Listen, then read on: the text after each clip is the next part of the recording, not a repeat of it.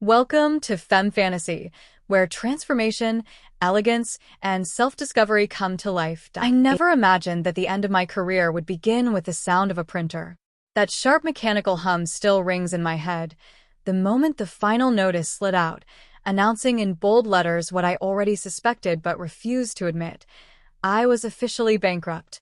Years of pushing too hard, ignoring signs, insisting I could fix everything if I worked one more all-nighter. It had all collapsed at once.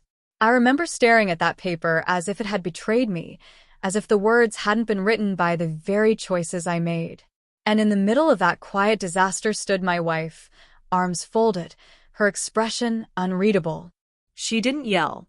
That almost made it worse. She looked at me with that strange mix of disappointment and concern, as though she was trying to decide which emotion deserved the front seat. We'd always been partners, equals, even when we disagreed. Money was tight, life was messy, but mutual respect held us together. So when she stepped into the room and said she had a solution, I expected a lecture or maybe a plan to sell some things. Instead, she dropped the paperwork on the table and calmly explained that she had bought my debt. Bought it, like it was an investment. At first I laughed because it sounded impossible, ridiculous even. But as she outlined everything, how she'd consulted lawyers, how she'd intercepted the debt before it was handed off to collectors, how she had used her personal savings and some of her inheritance, I felt my breath lock in my throat. I kept waiting for the punchline, for her to say it wasn't as dramatic as it sounded. But she said it again, slowly, carefully. I own the debt, your debt, and until it's paid, you're accountable to me. The words hung between us, heavy and unreal. There was no malice in her tone, but there was certainty, a firmness I wasn't used to hearing from her. I could already feel a shift in the air, as though the ground under my feet had moved and I was struggling to find balance. I tried to argue. Of course I did. I insisted I could fix this alone, that I didn't want her burdened by my mistakes, but she shook her head. This isn't punishment, she said. It's a reset. You've been running yourself into the ground pretending you can do everything alone. Maybe now you'll actually listen. Maybe now you'll let someone help you rebuild. What I didn't know then, what I couldn't possibly have predicted, was that her idea of rebuilding involved more than finances. She wanted to rebuild me too. Not in a controlling way, but in a way that forced me to confront the parts of myself I had ignored for years. The parts one rushed past, buried under work, stress, and the pressure of being the person I thought I had to be. It began with a simple request. Or rather, a deal. If I'm going to help you start over, she said quietly, you have to trust me. Completely. No hiding, no pretending, no shutting me out. You're starting from zero. Let me guide the process. I didn't understand what she meant then. Not truly. I only knew that I felt defeated, fragile, and strangely relieved. Someone had caught me before I fell harder. Someone I loved. So I nodded. And that tiny gesture, barely a movement, set everything in motion. The transformation, the surrender, the unplanned journey toward a version of myself I never expected to meet. She smiled then, just slightly, as if she could already see the path ahead. The wardrobe changes, the unexpected lessons, the emotional storms. All of it. And I, unaware of the coming whirlwind, took my first step into a future that felt both terrifying and strangely inviting. The next morning, the new arrangement felt less like a dream and more like a weight resting squarely on my shoulders. I woke before the alarm, lying there in the half-light, trying to process what had happened. My wife had bought my debt, my freedom in a way, my mistakes. And she'd done it not to trap me, but to take the steering wheel I had been gripping too tightly for years. It still made my stomach twist, but there was also this quiet, surprising calm beneath it all, like the moment after a storm when you realize nothing more can fall apart. When I walked into the kitchen, she was already awake, sorting through a stack of folders. She didn't even look up, just motioned for me to sit. Her voice was steady, businesslike, but not cold. We're going to start fresh, she said, sliding a folder toward me. But that means you're going to follow my instructions, even when they feel unusual. I felt a prickle of confusion. Unusual how? She didn't answer right away. Instead, she studied me, searching my face the way a sculptor might study a block of marble before the first strike. "You've spent so long being rigid," she said finally. "Always acting like there's only one version of you the world is allowed to see. The unshakable version. The serious version. The one who carries everything alone. But that version is exhausted. And it led you exactly here." I opened my mouth to argue, but she raised a finger and I stopped. "I want to teach you to be flexible," she continued. "Emotionally, mentally, even in the way you express yourself. You shut down every part of yourself that doesn't fit the mold you think you're supposed to fill." I swallowed. Her words hit harder than I expected. She stood then, opened another folder, and placed a small note in front of me. On it were 3 simple words: "Trust the process." "You agreed," she reminded me gently. "You said you'd trust me." "I did," I answered, even though my voice sounded smaller than usual. Her expression softened. "Good. Then today we're beginning with step 1, letting go of your attachment to that old version of yourself." I frowned. "What does that mean?" She walked past me, left the room for a moment, and returned holding a garment bag. A long one. My pulse jumped. I felt absurdly nervous, as if the bag might contain something dangerous instead of, well, I didn't know. She set it on the table, her eyes steady on mine. "You've spent years hiding behind the clothes you think you're supposed to wear," she said. "Suits, neutrals, stiff fabrics. Every piece of your wardrobe says the same thing. Don't look too closely, don't ask too many questions, don't expect vulnerability. Today, we start undoing that." I must have looked as startled as I felt, because she let out a small breath and added, "This isn't a punishment. This is about freeing you from the expectations you put on yourself. Clothing is just the first step. A symbol. A way to open doors inside you that you've kept locked." My hands felt cold as she unzipped the garment bag. I braced myself, though I wasn't sure why. When she pulled it open, I saw fabric, soft, colorful, flowing. Not anything outrageous, just undeniably not something I had ever imagined wearing. I stared, unsure what expression I was making. My wife stepped closer and placed a hand on my shoulder. "I know this feels strange," she murmured, "but trust me, this is about exploration, about breaking patterns before they break you again." I didn't move. My mind felt like it was buzzing. But beneath the confusion and the heat in my cheeks, there was also curiosity, a crack in the shell I had built around myself. She smiled gently, as if she saw it too. "This is only the beginning," she said. "You don't have to understand it yet. Just take the first step. With me." The room felt quiet in a new way, not tense, but anticipatory. Like the story of my life had just shifted into a different register, and I was standing at the edge of something I couldn't yet define. I stood there longer than I realized, staring at the garment bag as though it contained some ancient secret rather than a single outfit. My wife didn't rush me. She waited with a patience that felt both comforting and strangely intimidating. I think that's when it fully sank in that she had planned this carefully, not impulsively, not in anger, but with intention. She truly believed this would help me. That thought alone was enough to steady my breathing. "Come with me," she said softly. We walked to the bedroom, where she had laid out a few more items on the bed. Soft fabrics, colors I rarely wore, pieces that somehow managed to look gentle without being childish. Nothing flamboyant, nothing mocking. Just different. New. A step sideways from everything that had defined me until now. She turned to me with that same calm certainty. "I'm not asking you to be someone else. I'm asking you to stop clinging to the old version of yourself so tightly that you can't breathe." I sat down on the edge of the bed, rubbing my palms over my knees. "It's just clothes," I muttered. "But it feels like more." "It is more," she replied. "That's the point." She sat beside me, her shoulder touching mine. "Do you remember when we first met?" she asked. I blinked at the unexpected change of direction. "Of course." "You were different then," she said. "Still serious, yes, but lighter somehow. You took risks. You asked questions. You weren't trying so hard to perform some idea of responsibility that you forgot you were allowed to feel things." I let out a breath. I guess I lost that. You didn't lose it, she said. You buried it. Her words made my throat tighten. For a moment, I couldn't speak. She stood again, lifting the garment from the bag with careful hands. It was simple but elegant, a soft, flowing top in a muted shade of rose, paired with tailored pants that had a subtle feminine cut. Nothing over the top.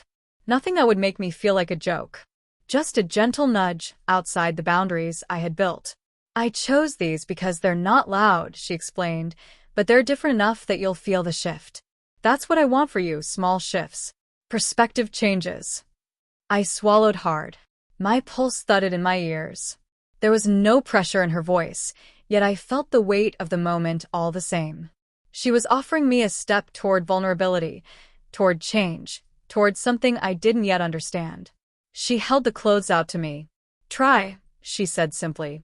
Just try. No expectations. My hands trembled slightly as I took them. The fabric felt impossibly soft, almost fragile. I stood, and she gave me space, stepping away to the dresser, but staying close enough that I didn't feel alone. As I changed, my thoughts tangled together: embarrassment, curiosity, fear, a strange flicker of relief. When I looked in the mirror, my breath caught. It was still me. Completely me, but softened. Less armored. As if someone had turned the harsh edges of my reflection to something gentler. My wife approached slowly, her eyes warm but not overly sentimental. How do you feel? She asked. I swallowed. Different.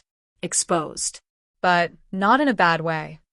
She nodded, clearly pleased but not triumphant. That's the beginning. Not the whole journey. Just the first tiny crack in the wall you built. I looked at my reflection again. Part of me felt ridiculous, unsure, unsteady, yet another part felt strangely awake for the first time in months. Maybe years. She touched my arm lightly. We'll go step by step. I'm not forcing you into anything. I'm guiding you. And you're stronger than you think.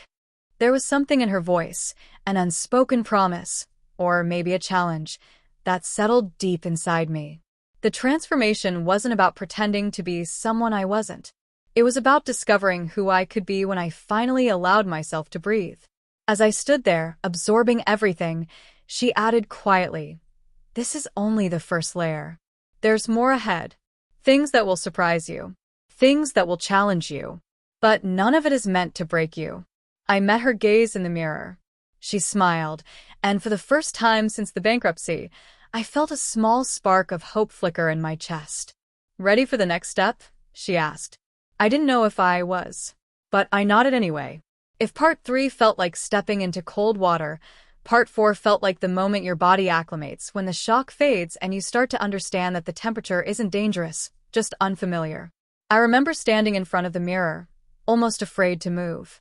The outfit didn't change my identity, but it shifted the way I looked at myself. My wife noticed that hesitation immediately. Walk around, she said gently. I did. Slowly at first. The fabric moved differently from what I was used to, following my steps with a softness I wasn't accustomed to.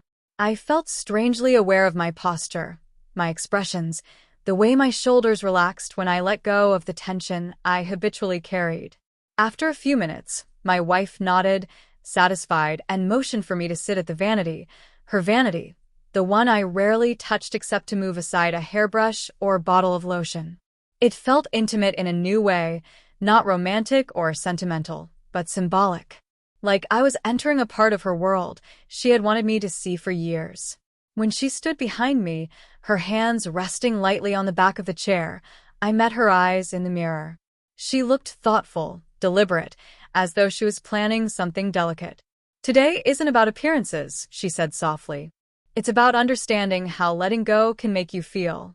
You've been gripping your identity so tightly that you forgot you're allowed to evolve. I took a slow breath. I think I'm starting to understand. She raised an eyebrow. Only starting. And that's good. Change shouldn't be rushed. She opened a drawer and pulled out a simple makeup brush, not to use it on me yet, but to hold it between her fingers as she spoke. This isn't about turning you into someone else, she repeated, as if she sensed the lingering uncertainty. This is about teaching you to stop seeing softness as weakness. That sentence hit me harder than anything she'd said so far. It echoed through my mind, stirring memories I hadn't realized were still heavy. Childhood moments when I'd been told to man up, work moments when emotion was seen as unprofessional, times when I shoved down vulnerability because it felt like a liability. She continued, "If you only ever present the strongest version of yourself, you never learn how to heal. You just learn how to endure. And endurance breaks people eventually." I looked at her in the mirror, and the tightness in my chest eased just a little. She wasn't doing this to control me. She was doing this to help me find a self that wasn't built on fear or burnout. She placed the makeup brush down and asked, "How do you feel sitting here?" "Unsure," I admitted, "but also curious." "Curiosity is good," she said. "Curiosity means you're willing." She walked to the closet and retrieved a thin scarf, soft and elegant. Draping it gently around my neck, she stepped back and observed. Clothing changes how we move, how we think, how we feel. It's not superficial. It's expressive. And you've denied yourself expression for so long. I touched the fabric lightly. "So, what happens next?" Her eyes warmed. "Next, we explore how you react to new forms of expression. Not dressing you up for spectacle, not pushing you into extremes, just guiding you into a space where you can rediscover feelings you've repressed." I felt my cheeks warm, not from embarrassment but from a kind of awakening. A sense that the person in the mirror wasn't a stranger or an act, but a version of me that had been waiting quietly for permission to exist. She took my hand gently and said, "I need you to trust that this is a journey, not a performance. And every journey has its gentle climbs and sharp turns." Her voice softened even more as she added, "We're still at the beginning." I nodded slowly. "Okay, I'm with you." She smiled, not triumphant, not smug, but proud. Proud that I was trying. Proud that I was opening up. Proud that I wasn't running from the discomfort. "We'll go further," she said, "but only at a pace you can emotionally navigate. And I'll be right here for every step." And in that moment, sitting at the vanity, wearing clothes that felt like a whisper of a new identity, I realized something important. For the first time in a long time, I wasn't afraid of who I might become. The rest of that day passed in a strange, dreamlike rhythm, soft, slow, steady. Nothing forced, nothing rushed. My wife's approach was so deliberate, so thoughtful, that it eased the tension I hadn't even noticed I was carrying. By evening, I was still wearing the outfit, still feeling the subtle unfamiliarity of it, but the embarrassment had faded into something gentler. Acceptance, maybe, or a willingness to see myself differently. After dinner, she suggested we sit in the living room. No dramatic announcements, no new surprises, at least, that's what I thought. She waited until I settled onto the couch before joining me with a small notebook in her hands. She placed it on the table between us. "What's that?" I asked. "Your progress journal," she said simply. I blinked. "A journal?" She nodded. "You've spent years avoiding introspection. You push through problems instead of processing them. This," she tapped the notebook, "is where you tell the truth. Not to impress anyone. Not to perform strength. Just honesty. I want you to write about today. What scared you? What surprised you? What challenged you?" I hesitated, staring at the blank cover. Journaling always felt foreign to me, too personal, too revealing. But she watched me with a quiet patience that left no room for retreat. She wasn't demanding. She was inviting. "Think of it as part of the deal," she added gently. "You agreed to trust the process." I nodded. I did. She leaned back into the couch cushions, her posture relaxed, but her tone thoughtful. "There's something else I need you to understand before we go further," she said. "Transformation isn't glamorous. It's not a montage. It's uncomfortable and slow and emotional. And sometimes the most important shifts happen in silence, not in dramatic moments." I listened, absorbing her words like someone trying to memorize instructions for rebuilding a fragile structure. "You handled today with more grace than I expected," she continued. "But tomorrow might feel harder. Or easier. or confusing in ways you can't predict. And that's okay. I let out a long breath. It's already confusing. She smiled a little. Good. Confusion means you're not stuck. She stood, walked to the hallway closet, and returned with a box I hadn't seen before. She placed it in my hands and sat beside me again. I looked at her curiously. What's inside? I asked. Not clothing, she said quickly, as if anticipating my worry. Something simpler. I opened the box to find a collection of small items, fabric swatches, color cards, a few simple accessories, and even a small booklet about understanding personal style. Nothing dramatic. Nothing intimidating. Just tools. I want you to explore, she explained. Touch the fabrics. Look at the colors. See what you're drawn to. See what makes you uncomfortable. Discover what feels like you and what doesn't. I turned one of the fabric swatches over between my fingers. A soft lavender, smooth and cool. I had no idea what I felt about it, only that I had never slowed down enough to consider something as subtle as color preference. My wife watched quietly, giving me space. This isn't about femininity, she said after a moment. Or masculinity. It's about expression. Expansion. You've spent years compressing yourself into a very narrow definition of who you're allowed to be. Her voice grew more tender. I want to give you permission to expand. The words settled somewhere deep, somewhere vulnerable. I looked at her, then back at the box. How long have you planned this? I asked. She inhaled slowly, as though choosing her words. I planned nothing until the bankruptcy forced us to confront the truth. You were falling apart quietly for a long time. I wanted to help, but you wouldn't let me. You thought asking for support meant failing. She paused, her eyes softening. When I bought your debt, it wasn't about ownership.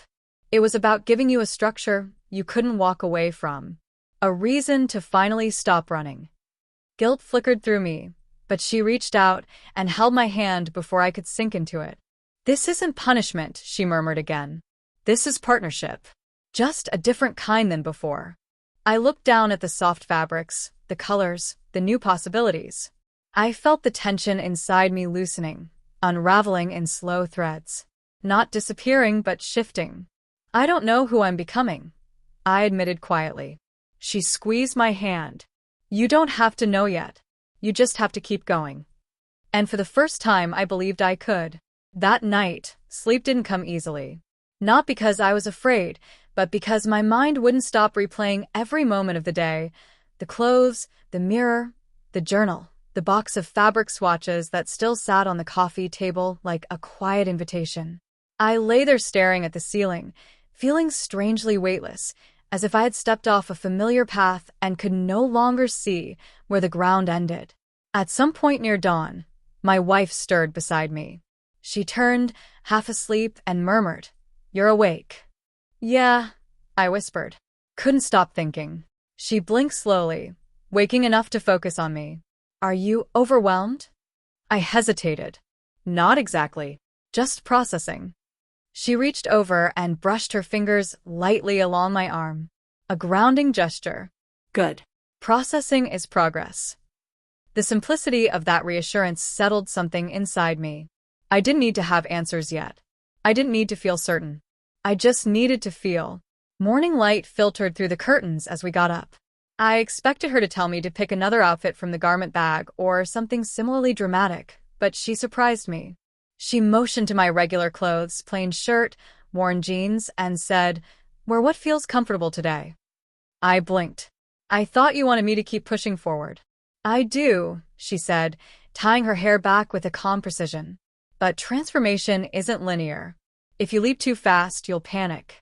Today is about reflection, not challenge." A wave of relief washed over me, but so did something else, respect. She wasn't trying to force me into a role or identity. She was guiding, not pulling, supporting, not controlling. After breakfast, she handed me the progress journal again. "Before we do anything," she said, "write about how you feel this morning. No censoring." I opened it reluctantly, staring at the blank page. The pen felt heavier than it should have. But slowly, very slowly, I began writing. Not about the clothes, not about the technical details of the transformation, but about the emotions. The fear, the surprise, the tiny spark of curiosity I thought I had lost. My handwriting wavered at times, uneven, like the thoughts themselves weren't sure how to translate onto paper. When I finished, I closed the notebook with a shaky breath. My wife didn't ask to read it. She simply nodded and said, "Good." Then she guided me towards something entirely unexpected, self-reflection in action. "I want you to come with me today," she said, grabbing her bag. "But don't worry. Nothing outside your comfort zone." I followed her to the car, heart beating a little faster out of anticipation. She drove to a part of town I rarely visited. A small district filled with art studios, independent cafes, and little stores tucked between each other like puzzle pieces. "Why here?" I asked. She smiled. "Because inspiration lives where structure loosens." We walked into a quiet boutique, not a clothing store, but a place filled with textiles, scarves, accessories, and handcrafted decor. Soft music drifted through the space, and every corner felt like a whisper of color and imagination. I felt out of place at first, awkward even, but she simply walked beside me, occasionally touching a fabric or examining a color palette. At one point, she lifted a soft teal scarf and held it near me, not to put it on, just to compare. "What do you think?" she asked. "It's nice," I said, unsure. "What does it make you feel?" I hesitated. "Calm, I guess." She nodded, placing it back gently. "That matters. Not because you'll wear it, but because you recognized a feeling associated with it." We wandered through the boutique for nearly an hour. She didn't pressure me to try anything on, didn't push any choices. Instead, she encouraged me to notice textures, shades, moods. At one point, she said something that stuck with me. "You've been so focused on surviving that you forgot how to feel softly." The words echoed in me long after we left. Outside, the air felt cooler, and I felt different. Not dramatically, not visibly, but something subtle had shifted, like a knot inside me was loosening thread by thread. On the drive home, she glanced at me with a knowing expression. "You're starting to open." I exhaled slowly. "I think I am." When we got home, she didn't hand me more clothes or instructions. Instead, she simply said, "Rest. Let today sink in. We'll take the next step when you're ready." And for the first time, I realized I wasn't afraid of the next step. I was curious. That afternoon, I found myself moving through the house as though every room carried a new meaning. Nothing had physically changed, but I had changed, quietly, subtly, like the slow shift of sunlight along a wall. I kept thinking about the boutique, the textures, the colors, the unexpected calm I felt when my wife asked me what certain fabrics made me feel. I wasn't used to that question. I wasn't used to feelings having space. My wife noticed every small shift in my posture, every thoughtful pause. As the day softened into late afternoon, she approached me in the living room where I sat with the progress journal open on my lap. I wasn't writing, just staring at the last sentence I'd penned that morning. I didn't realize how much of myself I had stopped exploring. She sat beside me, not too close, just enough to make her presence felt. "You're quiet," she observed. "Just thinking," I said. "About today?" "About everything." She nodded as if she expected that answer. "Good. You're observing yourself. That's new." I let out a soft, self-conscious exhale. "It feels strange, because you're not used to self-compassion," she said, not unkindly. Her voice carried no accusation, just truth. And I couldn't deny it. For years, I had measured my worth by productivity, structure, stoicism. If something didn't fit into that mold, I dismissed it, buried it, ignored it. No wonder parts of me had gone numb. My wife reached out and gently closed the journal. "Come with me," she said. We walked to the bedroom again, but this time, she didn't go to the garment bag or closet. Instead, she opened a drawer and pulled out a small wooden box I recognized instantly. It was old, carved with delicate patterns, something she'd kept since before we were married. "What's that for?" I asked, curious.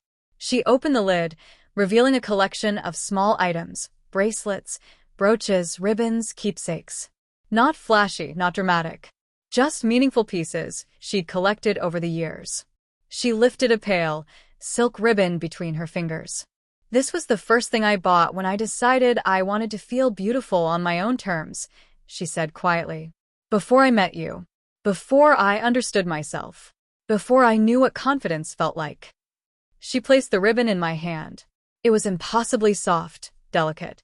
I felt a lump form in my throat, not because of the ribbon itself, but because she was sharing something deeply personal. You don't have to wear it, she said. I'm not asking you to. I'm asking you to understand what it means. I stared at the ribbon. It means freedom? She smiled. Freedom. Identity. Choice.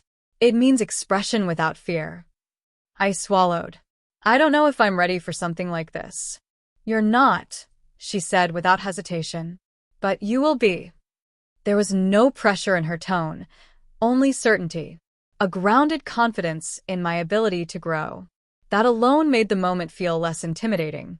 Then she opened another drawer, this one containing a small handheld mirror. She offered it to me.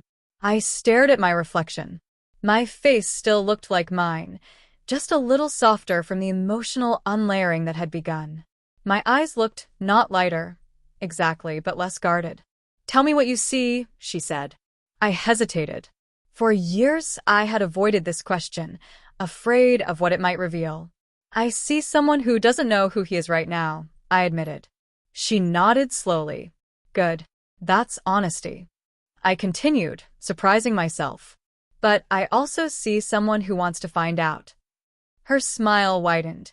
Not triumphant, not proud in a possessive way, but proud in the way someone feels when they see a seed sprouting after a long winter.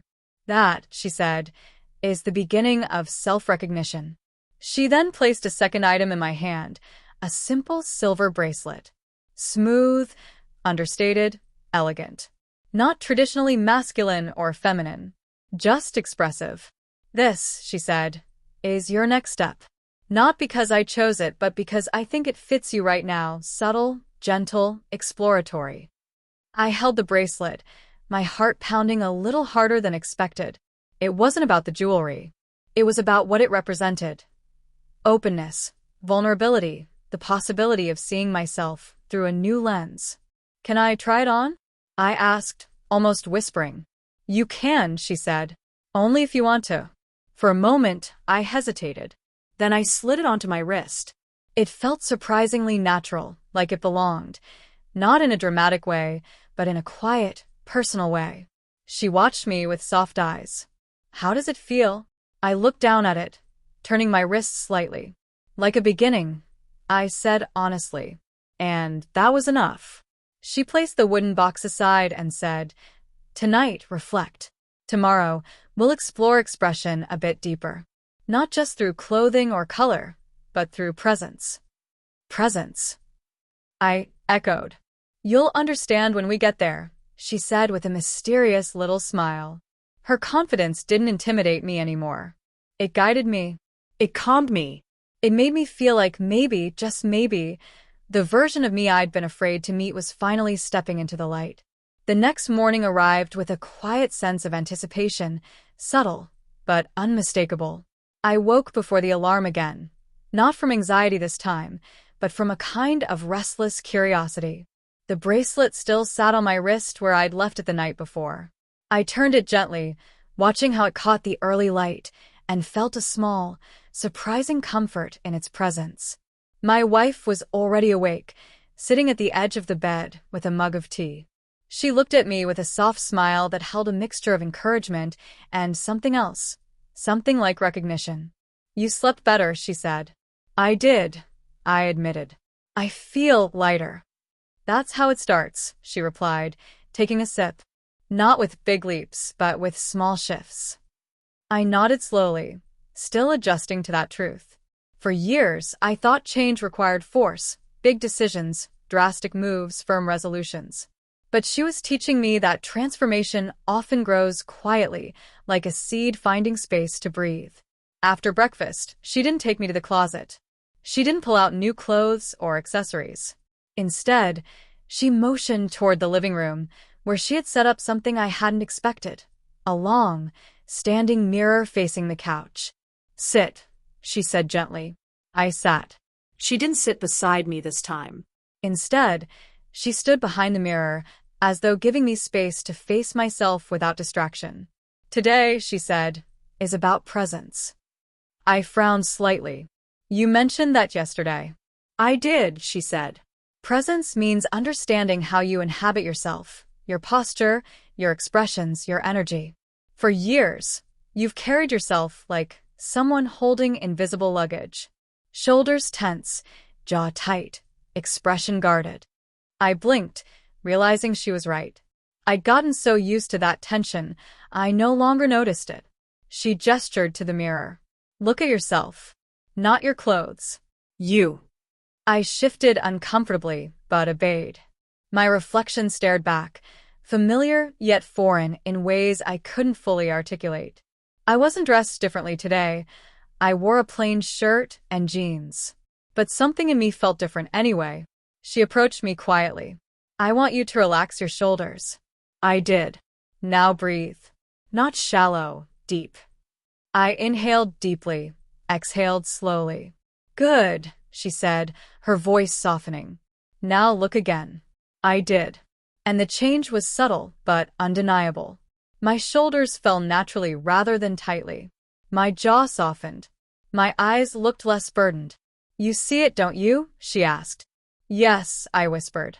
"This," she continued, "is why I started with clothing and texture and color. They weren't about appearance. They were about slowing you down enough to feel your own presence. Once you feel grounded, you can reshape the rest." I swallowed. "So, what do we do now?" She walked to a small table where she had arranged a few items: soft brushes, hair ties, a simple compact mirror, and something that looked like a beginner's guide to posture and expression used in acting classes.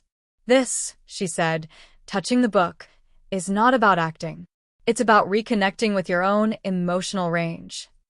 I raised an eyebrow. "Isn't that the same thing?" "Not at all," she said.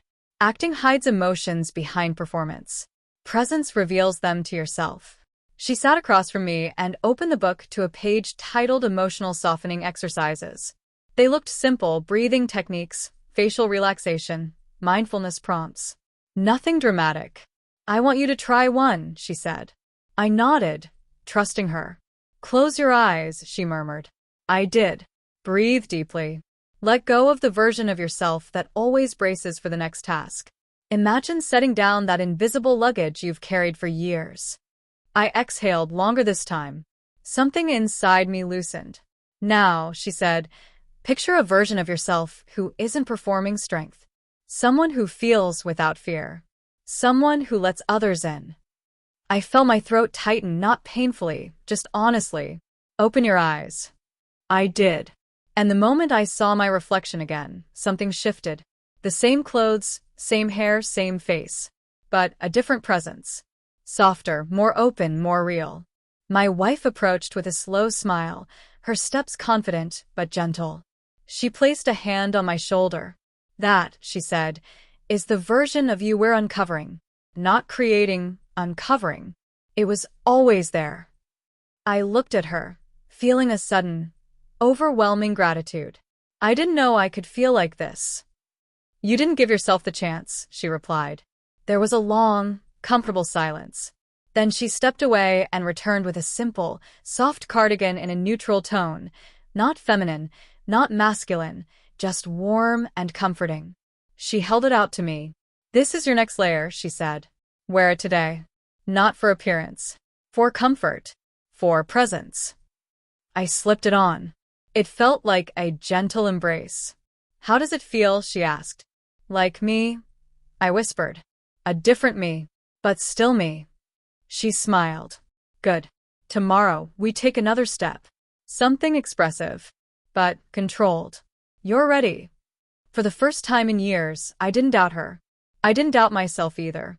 The next morning carried a quiet determination, the kind that settles into your bones before you're even fully awake. I sat on the edge of the bed for a long moment, running my fingers over the soft cardigan I draped across a chair the night before. It felt strange how much comfort something so simple could offer. Not because of how it looked, but because of what it represented. Permission, maybe. Or release. My wife entered the room carrying a small wooden box. Nothing ornate, just a clean, smooth surface with a simple clasp. She set it gently beside me. Today, she said, is about expression. I looked at the box cautiously. Expression, how? Not costumes, she replied with a faint smile. Not roles. Emotions. Choices. Identity. The subtler things you've ignored because the world taught you to. She tapped the box. Open it. I lifted the lid slowly. Inside, arranged neatly, were small items. Scarf swatches in muted and soft colors, a few simple hair clips, a compact mirror, a tiny palette of neutral tones, and a notebook filled with handwritten prompts. None of it felt dramatic. None of it felt performative. It all felt approachable, personal. What is all this for? I asked. She sat beside me. You've spent years living reactively, solving problems, surviving, carrying debt, expectations, pressure. You let your identity become a byproduct of stress. These tools are for exploring what you feel when you're not just reacting. I touched a swatch of soft fabric, dusty rose. It wasn't something I would have chosen before, but instead of embarrassment, I felt a gentle curiosity. How could a color feel calming? I didn't know, but it did. Stand in front of the mirror, she said. I did. She handed me the notebook and pointed to a prompt on the first page. Choose one item from the box that feels like a feeling rather than a decision. I looked back into the box. My fingers hovered over several things before settling on a pale blue scarf. Light, soft, almost weightless. That one, she asked. I nodded. Why? I hesitated, searching for a reason that made sense. It feels quiet, but not sad. Like clarity, I guess. That's how expression begins, she said gently.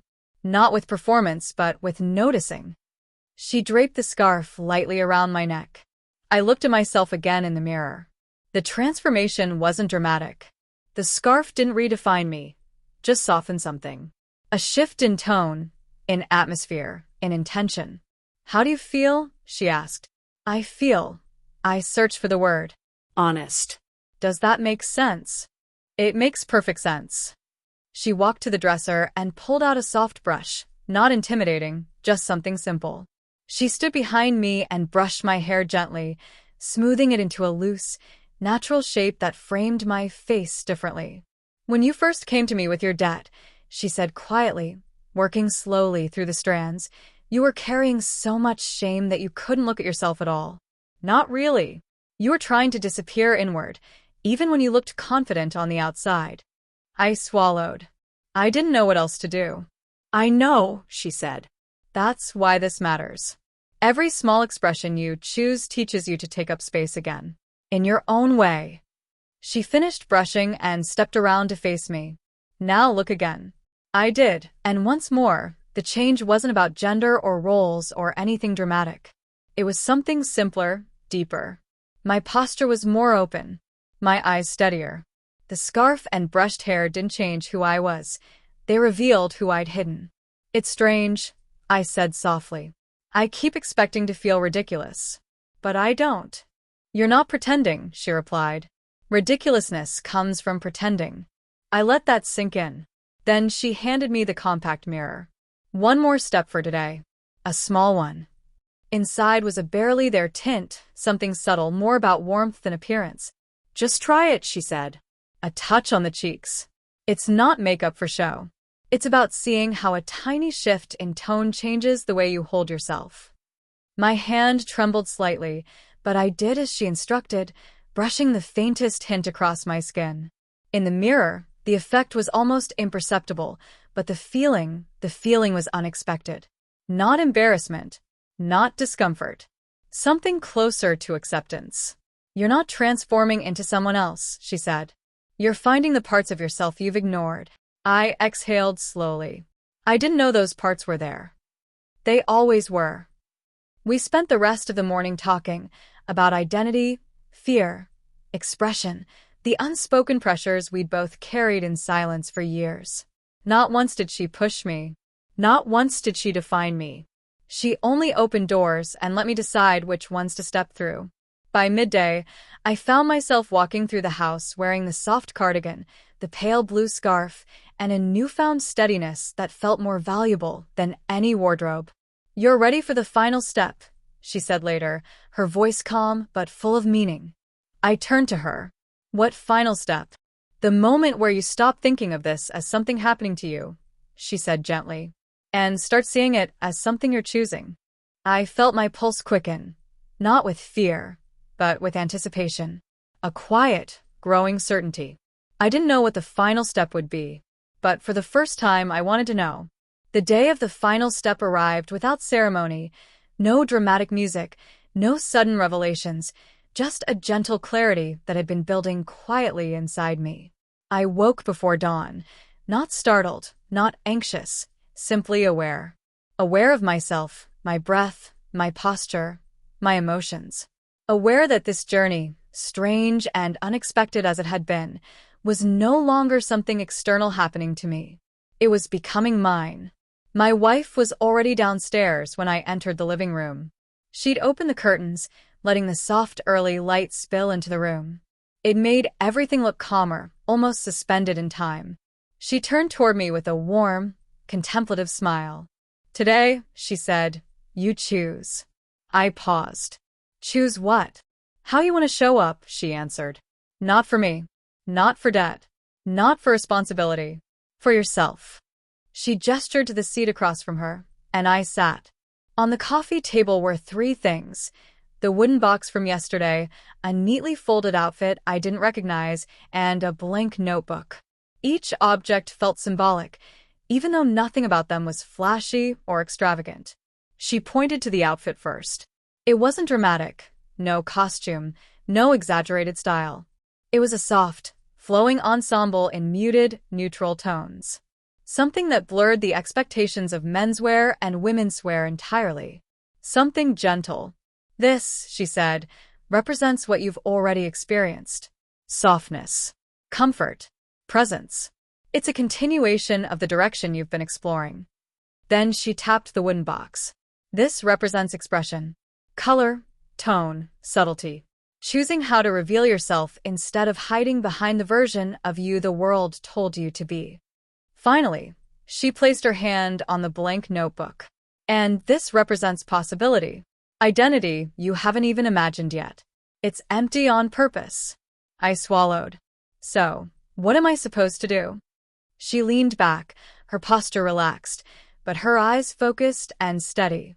"Your entire life, choices were made under pressure, financial, emotional, societal. Even your transformation these past days began as a consequence of your debt. But identity can't be built on obligation. So today, I step back. Today, I let you decide who you want to be when no one is asking anything of you." Her words struck something deep inside me. For the first time since the bankruptcy, maybe for the first time in years, I wasn't reacting to a crisis. I wasn't trying to solve anything. I wasn't performing strength. I was simply allowed to choose. I took a slow breath and looked at the three items. Strangely, I didn't feel overwhelmed. I felt centered. My wife waited patiently, saying nothing. After a long moment, I reached first for the cardigan draped over the couch, the same one she'd given me earlier in the journey. I slid it on, feeling its familiar softness settle across my shoulders like a reminder. This began with comfort. Then I picked up the pale blue scarf from the box. The one I said felt like clarity. I wrapped it loosely around my neck. It felt right. Finally, I placed my hand on the blank notebook. At first, I hesitated. It represented the unknown, identity not yet formed. But instead of fear, the hesitation felt like a boundary I was ready to cross. I picked it up. My wife smiled softly. "You don't have to write in it now. Just tell me, what do these choices mean to you?" I thought about it. Not quickly. Not defensively. Thoughtfully. "The cardigan is who I've always been underneath," I said. "The scarf is who I'm allowing myself to feel. And the notebook," I paused, feeling words rise that I didn't know I'd been carrying. The notebook is who I get to become. Someone I'm choosing intentionally, not out of fear. She watched me with a depth of pride that made my breath catch. Then that, she said gently, is your final step. I frowned faintly. That's it. That's everything, she replied. And strangely, I understood. Transformation wasn't about clothes or roles or even identity. It was about ownership. And for the first time, my choices were mine. She stood, walked toward me, and lightly touched my cheek, not guiding or instructing, just being present. You came into this believing you'd lost everything, she said softly. But you hadn't. You were lost. Not your money. Not your future. You. Her voice warm, steady. And now, she continued, you're finding yourself. Not the self shaped by fear or expectations. The self you're becoming. I nodded slowly, feeling an unexpected surge of emotion, not sadness, but relief, acceptance, a quiet, grounded pride. So, she said, what do you want to do now? I looked down at the cardigan, the scarf, the notebook. Then I answered honestly. I want to keep going, not because I owed her, not because of debt, not because of pressure, but because for the first time, I liked the direction I was heading. She smiled. Then we will. Together. The morning light filled the room as she led me gently toward the day ahead, open, uncertain, but finally mine. And in that soft, steady glow, I realized the truth. The bankruptcy didn't ruin me. It freed me.